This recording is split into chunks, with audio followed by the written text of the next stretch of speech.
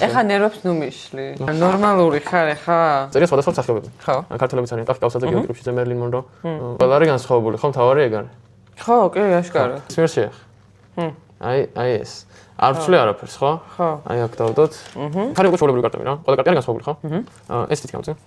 ნებისმიერ და. აი ეს. აი უკვე მოვუდებ.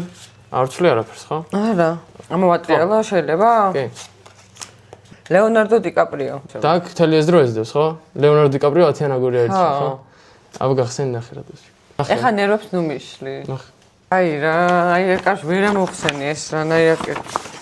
ნუ ნორმალური ხარ ეხა?